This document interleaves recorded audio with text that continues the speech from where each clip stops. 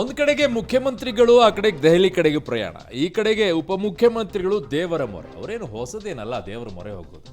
ನಿನ್ನೆ ಪ್ರಸಿದ್ಧ ನಾಗೇಶ್ವರ ದೇವಾಲಯಕ್ಕೆ ದಿಢೀರ್ ಅಂತ ಭೇಟಿ ಕೊಟ್ರಂತೆ. ದಿಢೀರ್ ಏನಿಲ್ಲ, ಇವತ್ತು ಅಮಾವಾಸ್ಯೆ, ಹಿಂದಿನ ದಿನ ಹೋಗಿ ವಿಶೇಷವಾಗಿರುವಂಥ ಪೂಜೆಯನ್ನು ಮಾಡ್ಕೊಂಡು ಬರಬೇಕು ಅನ್ನುವಂಥದ್ದು ನಂಬಿಕೆ. ಸೊ ಆ ನಿಟ್ಟಿನಲ್ಲಿ ಈಗ ಅನೇಕರು ಹೋಗ್ತಾರೆ ದೇವಸ್ಥಾನಗಳಿಗೆ ಅಮಾವಾಸ್ಯೆ ಹಿಂದಿನ ದಿನ ಅಥವಾ ಅಮಾವಾಸ್ಯೆಯ ದಿನ ದರ್ಶನವನ್ನು ಮಾಡೋದು. ಅದು ವಿಶೇಷವಾಗಿರುವಂತಹ ಫಲವನ್ನು ನೀಡುತ್ತೆ ಆ ದಿನ ಅಂತ ನಂಬಿಕೆ. ಸೊ ಡಿ ಕೆ ಶಿವಕುಮಾರ್ ಅವರಿಗೆ ಈಗ ಒಂದು ಕಡೆಗೆ ಕುರ್ಚಿ ಪಾಪ ನವೆಂಬರ್ಗೆ ಡಿಸೆಂಬರ್ಗೆ ಸಿಗಬೇಕು. ಆ ನಿಟ್ಟಿನಲ್ಲಿ ಅವರು ಎಲ್ಲ ಕಡೆನೂ ಓಡಾಡ್ತಿದ್ದಾರೆ. ಕೇರಳಕ್ಕೆ ಓಡಾಡಿದ್ರು, ಇಲ್ಲೂ ಕೂಡ ಓಡಾಡಿದ್ರು, ತಮಿಳ್ನಾಡಿಗೆ ಓಡಾಡಿದ್ರು. ಎಲ್ಲಿ ಸಾಧ್ಯನೋ ಆ ದೇವ್ರ ಹತ್ರ ಹೋಗ್ಬಿಟ್ಟು ದರ್ಶನ ಮಾಡ್ಕೊಂಡು ಬರ್ತಾ ಇದ್ದಾರೆ. ಸೊ ಈಗ ಅಲ್ಲಿ ಬಾಲಕೃಷ್ಣ ಅವರು ಹೋಗಿದ್ರು ಅನ್ಸುತ್ತೆ, ಹೋಗಿ ದೇವರ ಮೊರೆ ಹೋಗಿ ದರ್ಶನ ಮಾಡ್ಕೊಂಡು ಬಂದಿದ್ದಾರೆ. ಪ್ರಯತ್ನ ಕೈ ಕೊಡಬಹುದು, ಪ್ರಾರ್ಥನೆ ಕೈ ಕೊಡಲ್ಲ ಅಂತೇಳಿ ಕರೆಕ್ಟ್. ಅದು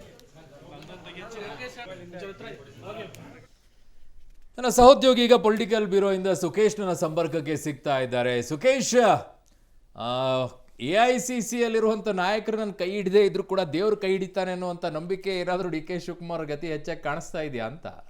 ಅರುಣ್, ಆ ವಿಚಾರದಲ್ಲಿ ಡಿ ಕೆ ಶಿವಕುಮಾರ್ ಮೊದಲಿಂದಲೂ ಕೂಡ ದೈವ ಭಕ್ತರೇ. ಯಾಕಂದರೆ ಅದು CM ಸ್ಥಾನ DCM ಸ್ಥಾನ ಅನ್ನೋ ಪ್ರಶ್ನೆ ಅಲ್ಲ. ಕಳೆದ ಕೆಲವು ದಶಕಗಳಿಂದಂತೂ ಹೆಚ್ಚು ದೇವರ ಮೊರೆ ಹೋದಂತೆ ಕಾಣಿಸ್ತಾ ಇದೆ. ಅದರ ಭಾಗವಾಗಿ ಅವ್ರು ಹೋಗಿರ್ಬೋದು. ಆದರೆ ದೆಹಲಿಯ ಭೇಟಿ ಸಂದರ್ಭದಲ್ಲಿ ಸಾಕಷ್ಟು ಮಹತ್ವದ ವಿಚಾರಗಳು ಕೂಡ ಚರ್ಚೆಗೆ ಬರುವಂಥ ಸಾಧ್ಯತೆ ಇದೆ. ವಿಶೇಷವಾಗಿ ನಿಗಮ ಮಂಡಳಿಯ ವಿಚಾರ ಮತ್ತು ಪರಿಷತ್ನ 4 ಸ್ಥಾನದ ವಿಚಾರ ಕ್ಲಿಯರ್ ಮಾಡ್ಕೊಳ್ಳೋದ್ರ ಜೊತೆಗೆ ಶಾಸಕ ಮತ್ತು ಸಚಿವರ ಜೊತೆ ಮಾಡಿದಂಥ ಸಭೆಯ ಒಂದಷ್ಟು ರಿಪೋರ್ಟ್ಗಳನ್ನ ಕೂಡ ಸುರ್ಜೇವಾಲಾ ಸಿದ್ಧಪಡಿಸಿಟ್ಕೊಂಡಂತೆ ಕಾಣಿಸ್ತಾ ಇದೆ.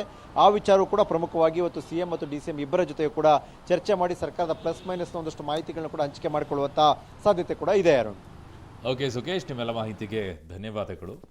ಒಂದು ಕಡೆಗೆ ದೆಹಲಿಯಲ್ಲಿ ಆಗ್ತಾ ಇರುವಂಥ ಬೆಳವಣಿಗೆ, ಇನ್ನೊಂದು ಕಡೆಗೆ ಡಿ ಕೆ ಶಿವಕುಮಾರ್ ಅವರು ದೇವರ ಮೊರೆಯನ್ನು ಹೋಗ್ತಾ ಇರೋದು ತಪ್ಪಲ್ಲ ರೀ, ನಂಬಿಕೆ ಅದು.